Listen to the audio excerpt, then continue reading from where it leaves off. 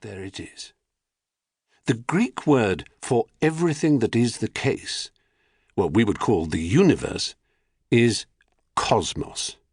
And at the moment, although moment is a time word and makes no sense just now, neither does the phrase just now, at the moment, cosmos is chaos and only chaos, because chaos is the only thing that is the case. A stretching, a tuning up of the orchestra. But things are about to change very quickly. The first order. From formless chaos sprang two creations, Erebus and Nyx. Erebus, he was darkness, and Nyx, she was night.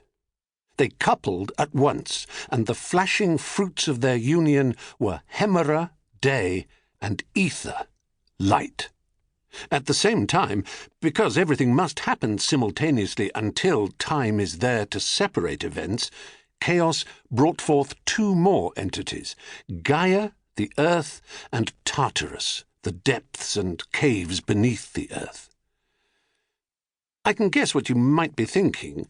These creations sound charming enough, day, night, light, darkness, earth, depths, and caves, but these were not gods and goddesses, they were not even personalities. And it may have struck you also that since there was no time, there could be no dramatic narrative, no stories, for stories depend on once upon a time and what happened next. You would be right to think this. What first emerged from chaos were primal, elemental principles that were devoid of any real colour, character, or interest. These were the primordial deities, the first order of divine beings from whom all the gods, heroes, and monsters of Greek myth spring. They brooded over and lay beneath everything, waiting. The silent emptiness of this world was filled when Gaia bore two sons, all on her own.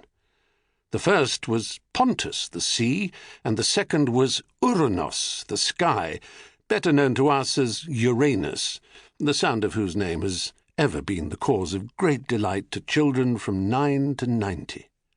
Hemera and Ether bred too, and from their union came Thalassa, the female counterpart of Pontus the sea. This trick of virgin birth or parthenogenesis can be found in nature still. In aphids, some lizards, and even sharks, it is a reasonably common way to have young. There won't be the variation that two sets of genes allow, and this is the same in the genesis of the Greek gods. The interesting ones are all the fruit of two parents, not one. At the very beginning, the primordial deities always were the things they represented and ruled over. Indeed, Uranos is the Greek word for sky to this very day. You could say that Gaia was the earth of hills, valleys, caves, and mountains, yet capable of gathering herself into a form that could walk and talk.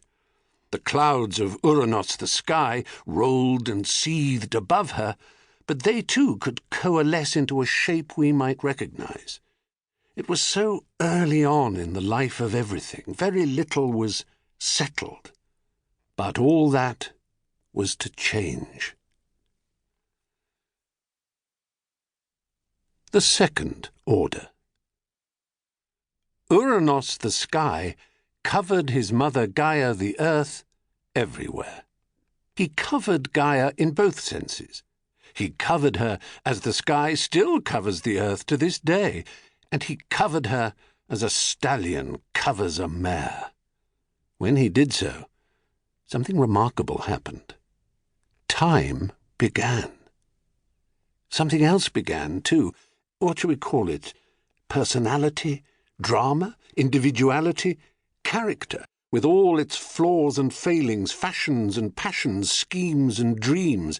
Meaning began, you might say. The seeding of Gaia gave us meaning, a germination of thought into shape. Seminal semantic semiology from the